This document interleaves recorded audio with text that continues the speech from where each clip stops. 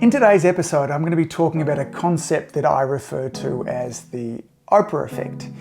If you're wanting to build massive amounts of goodwill, authority, and trust in your community, yet you don't like coming up with endless amounts of content, then I want you to listen to today's episode, because in today's episode, I'm going to show you how to position yourself and your practice as the go-to thought leader to build massive amounts of goodwill and authority without having to create any content at all. I'm Angus Pyke, and welcome to the Marketing Your Practice podcast. The Oprah Effect. What is it?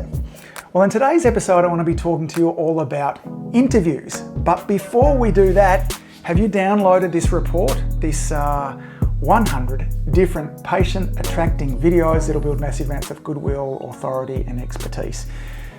Today's episode, I'm going to be talking lots with you about the interviews. It's one of the 20 templates that I go into detail inside of here as well.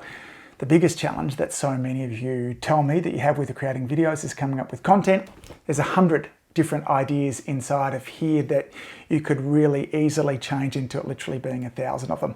You can get this checklist, you can get this patient report, you can get it by going to adiomedia.com/attraction, okay? And I'll send it straight to you. So today, as I mentioned before, we're going to talk all about interviews. Interviews are something, when it comes to videos, that too few of you are doing. I'm going to tell you a little bit about one of my coaching clients, Chris, who's doing and using interviews to build massive amounts of authority in his town. So yes, coming up with content can be tricky, but I think about someone like Oprah, who is arguably one of the most powerful and trusted human beings in the world. And she built all that trust and that authority by not coming up with the content herself, but by interviewing people. Now, yes, I'm sure she had a significant choice on who she interviewed and how she went about it and her guests on there. But mostly what she did is she got really interesting people. She brought them onto a talk show and then she had really fascinating conversations with them. You can build that same level of authority, of expertise in your community by getting really good at interviewing people. Now, often people tell me, well, if I'm just interviewing other people and I'm asking them about how great they are, won't that do a great job at just kind of promoting their business? And the short answer is yes. And we'll talk about in a moment how we will, by promoting their business, it'll also help to promote your business. What you will quickly become is a trusted advisor, the gatekeeper. When your community sees you at the center here, interviewing health practitioners in around your community, then all of a sudden that you become that linchpin that joins everybody together. In fact, I think it was Seth Godin has a book all about this process. Now, not only are interviews a really fantastic way for you to come up with content, it's also a really great way for you to network with other practitioners in your community. I hear people being told all the time, new practitioners, look, just go around to other practitioners in your community, introduce yourself to them and let them know that you're new in town and that you're opening up a practice. That's a really difficult thing to do. And even if you're an extrovert, to just kind of ring up somebody out of the blue and want to sit down and have a coffee with them, it kind of reeks a little bit of that kind of salesperson sort of thing. Now, I've told you stories about this in the past, that probably, certainly a couple of times a month, I'll have somebody come past my chiropractic practice. Often it's a myotherapist or a massage practitioner. Many times it might be a new yoga studio that's opening up. And they come into my practice and they ask to speak with me. And invariably it goes like this. Hi, my name's Ben. I'm a new massage practitioner in town. I just wanted to give you my card here. If any of your patients need a massage, then feel free to send them to me. Ben hands over his cards. He leaves. I then take his cards and I put them straight in the bin. Now you might be thinking, Angus, you asshole. But really, I don't know Ben. Other than Ben coming in, he might have seemed like a really nice guy. Why would I refer my patients who I have a relationship to somebody who I don't even know? Every now and then, Ben shows up in a different format, and Ben this time might show up as Beth. She comes in, she says this time, hey, I'm a new massage practitioner in town. I love working with chiropractors. I think that everybody should be getting a chiropractic adjustment. I wanted to know a little bit more about your practice, what you do, and what kind of patients you would like me to refer to. When Beth comes in like this and she makes that whole meeting all about me and my practice, remember, I know this sounds really basic, but the topic that all of us like to hear about most is ourselves. And when somebody comes in offering to actually help us grow our practice, then we start to listen in a very different way. This is the way that I would build a relationship with Beth. Now, the other thing, and the way that I would go about this, and the way that I recommend all my coaching clients go about this, is that Beth could go in and come into my practice as well. And she could say, listen, I'm putting together a bunch of really informative interviews for my patients as well. I want them to understand how great chiropractic is, when they should see a chiropractor, what sort of chiropractic care they should get, what chiropractic's great for. And I'm just wondering whether or not I might be able to interview you. It'll be a really short 5 to 10 minute interview. We can talk about all the questions beforehand. I'll actually be sending this out with all of my list, and I'll actually even be paying to promote it throughout the community as well. All you need to do is actually say yes to the interview. Would that be okay? Now, how many times out of 10 do you think I'm going to say yes to that interview? Now, 10, if not 11 times out of 10, I'm always going to say yes to that. There's virtually no work for me to do. Somebody's going to ask me the questions. Beth is going to do a great job to make my practice and make me look really great, and then she's going to share it out. Now, as part of this process, one of the things that you should be doing when you're putting this information out, and I do this with the Marketing Your Practice podcast as well. I don't have any requirements of my guests other than them to be on here. Sometimes they'll say to me, do you want me to market this to my list? And I will say, you're not required to, but if you'd like to, that's okay. Now, the way I really encourage them to share this content with their list is I try to do as good a job as I possibly can at having them look really amazing. I'll take out little mini clips of where they've said something profound or shared something really great, and I'll send that back to them, and I might send it to Dennis. Say, hey Dennis, here's a little mini clip of the conversation that we had together, you sharing your wisdom. I make sure the video is really well edited. There's some music underneath it there too. And you kind of guess maybe at least half the time, Dennis is going to share that out with his audience. Now, as Dennis shares that out with his audience, I'm now exposed to a whole new group of people. So think about this. How might this work for your practice? You would start with this. You would think about who are the practitioners in my community, and not just practitioners. So maybe if you're a chiropractor, you might think about the yoga studios, the gyms, the natural health food store. Maybe there's even some kind of organic kind of supermarkets as well. What other kind of, maybe that's a counselor. What kind of people would fit inside of your tribe? Where do your existing patients like to shop? What other practitioners do they like to use? Get a list of all of those first, and then start to reach out to them. And you very much want to reach out to them with a service base, that I was wondering if I could interview you. I'd like to let my patients know more about personal training in particular. And again, you can lead them a little bit here. I was talking with Chris about this, that if during this, for instance, isolationist time, you might say, look, lots of my patients are wanting to know about home-based kind of workouts. Do you have some thoughts about home-based workouts that people could do, body weight stuff in particular? And most personal trainers will answer in one or two ways. They'll either say, heck yes.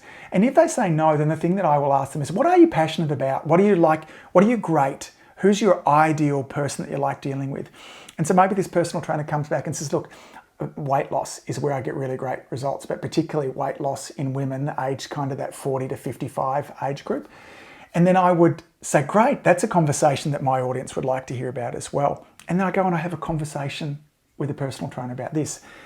Now, once you start to do this with multiple practitioners, you then absolutely want to post it on your socials as well. And I'm going to suggest that you even throw $5, $10, $15, maybe $20 behind it, boosting it out to your community. Very quickly, within a matter of months, you'll be starting to position yourself as the health Oprah. You'll be the person that's in the center here. You'll be the guide person of, I'm the arbiter of what's great when it comes to health practitioners in my community. Very quickly, like I have in the podcast, I have other people reaching out to me wanting to be a part of it.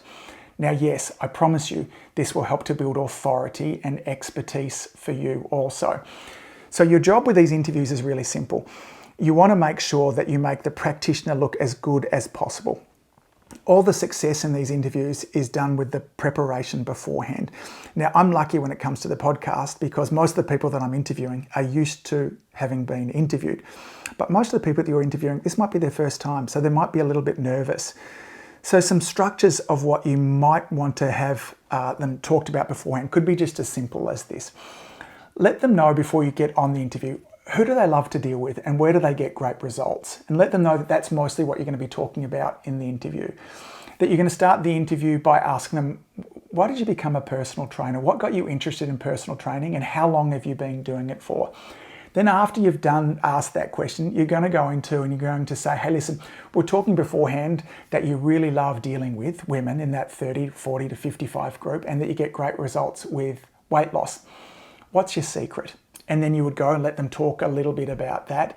And then at the end, you would just wind it up there and you would just say, hey, listen, so to my audience, my listeners out there too, if you're having difficulty with losing weight, if you're wanting to find a personal trainer in the local community here, then I can really recommend this person as well. And as usual, if you've got any questions, ask them down beneath here. If you've done a really great job at making that personal trainer look really fabulous, making them look great, some editing, maybe a bit of music behind it, that kind of stuff.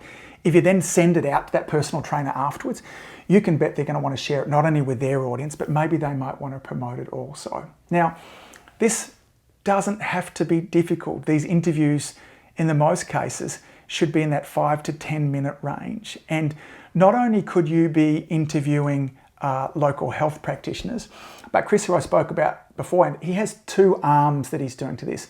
So he's positioning himself as the authority, as the linchpin in amongst the health practitioners in his community, but he's also going around local businesses. He's going around local businesses at the moment because he's wanting to get his community in this post-isolation world back in shopping locally again. So he goes to the local coffee shop. He organises this in advance. Goes to Bill, the local coffee person, says, Bill, I'd like to shoot a little video here and share it with my community about your coffee shop. I'm going to ask you some simple questions. How long have you been here for? What do you love about your shop? And if someone's to come in, what's the best thing for them to order? So maybe Bill makes a really great pastrami sandwich and does a mean cappuccino. So again, these videos here might be closer to that 2 minute range. And all Chris does in this situation is he opens the video up like this. Hey, I'm here with Bill from Bill's coffee shop.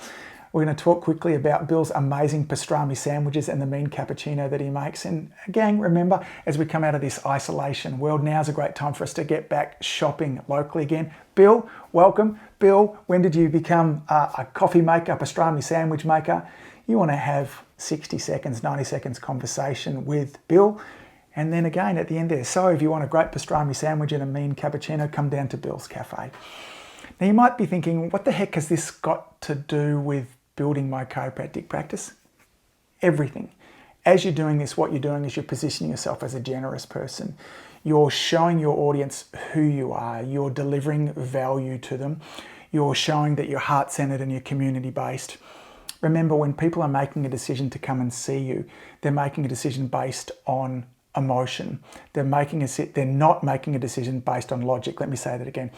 They're making a decision based on emotion. When you come across as friendly, when you come across as likable, when you come across as trusting, these will be some of the key ingredients that will go into somebody wanting to choose your yoga studio, your chiropractic office. So let's summarize all this again. Interviews will be very quickly a really powerful tool that you can use to start to build trust, authority, and expertise in your community. The Oprah Effect. The great thing about an interview is that you don't even have to be the one coming up with the content. Yes, a little bit of preparation beforehand and providing some direction to the people that you're interviewing will very quickly position you as a person of authority in your community. There are two sorts of interviews that I think you should be doing. Absolutely, number one is that you should be interviewing like-minded health practitioners and shops in your community. And depending on when you listen to this, in these current post-COVID times, if you wanted to build even more goodwill and authority, then maybe you could copy off Chris's leads and go into local shops, start to build some attention in behind it. Throw a few dollars behind these videos, $5, $10, $15, $20 a week to get it boosted out to your community as well. Interviews is what you should be doing. If you're looking for more great ideas for your videos, then again, be sure to download this Attraction. Okay, it's a really great checklist, cheat sheet. Goes through, it'll give you 100 video ideas, of which interviews are just one of them, to help you build lots of goodwill, authority. Right now, gang, videos is what you should be doing. It's not a matter of if you should be doing them, it's just a matter of what type you should be doing. This will really help you. You can get that by going to audiomedia.com/attraction. The link to that will be in the show notes. As always, gang, thanks for all that you do. Keep saving lives. Hope this has been super helpful for you. See you back here on our next episode. Bye. If you enjoyed listening to this podcast, you have to come and check out the Community Influencer Program. It's my monthly coaching program where we take all this material and I'll work one-on-one with you to apply, implement, systematize, and help guide you and your practice to the next level. Now you can join me over at adiomedia.com/join. That's adiomedia.com/join. I'd love to see you in there.